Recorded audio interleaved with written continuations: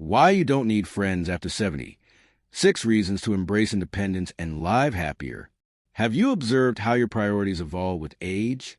The pursuits that once seemed indispensable, such as sustaining an extensive social network, often lose their urgency. Here's an unconventional truth. After 70, friendships are not the necessity they once were.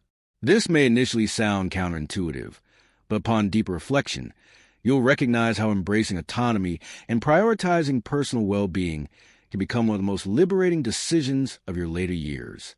In this exploration, we'll examine 6 compelling reasons why friendships diminish in importance as you age. We'll uncover how shifting your focus inward, toward self-sufficiency, mental clarity, and purposeful living, can enhance your quality of life far more than clinging to social obligations that no longer align with your needs. This isn't about resigning yourself to loneliness.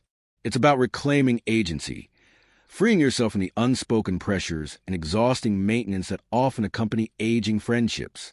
Stay with this until the end, for what you discover may fundamentally reshape how you view this chapter of your life. 1. The liberation from seeking validation. One of the most profound freedoms of later life is emancipation from others' approval. Reflect on your younger years. How much energy was expended trying to impress peers, secure your place in social hierarchies, or conform to group expectations? Friendships often serve as vehicles for validation, proof that you were liked, respected, or influential. By your 70s, this need dissipates. You've already established your legacy. The opinions of others no longer dictate your self-worth. Consider Harold, a retired executive who once curated a vast network of colleagues and acquaintances. Post-retirement, those connections faded, not because he lacked social skills, but because he recognized their transactional nature. Instead of chasing hollow relationships, he redirected his energy toward passions he neglected for decades. The result? A renewed sense of authenticity. This phase of life grants permission to exist unapologetically. You no longer need friendships as social resume boosters. Your value is self-evident. 2. The rising currency of solitude.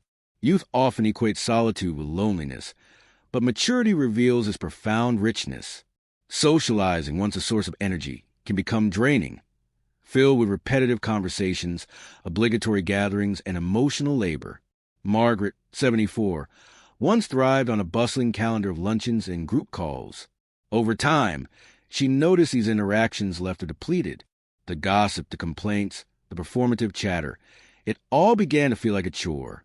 When she courageously stepped back, she discovered an unexpected serenity in her own company.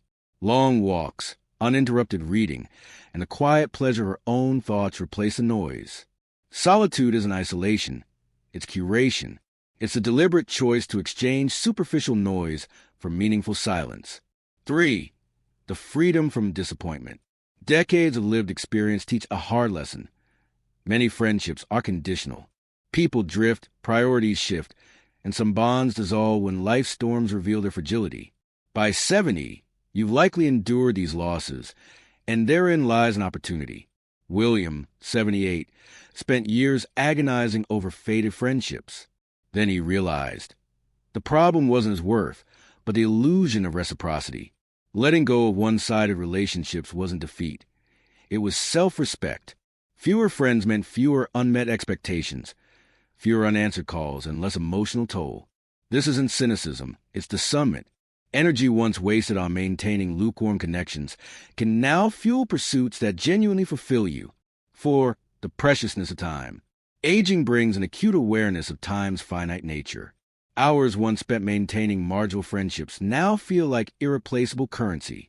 Richard, 82, once filled his days with dinner parties and obligatory catch-ups.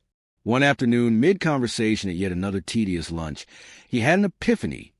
This isn't how I want to spend my remaining years. His decision to decline uninspiring invitations wasn't antisocial. It was an act of self-ownership. Time became devoted to learning, nature, and the quiet joy of unhurried mornings. When every moment counts, you stop donating your hours to relationships that no longer nourish you. 5. The deep companionship of self. After 7 decades, you become your own most fascinating companion. Eleanor, 76, once believed happiness required constant social engagement, yet she often felt lonelier in crowds and in solitude.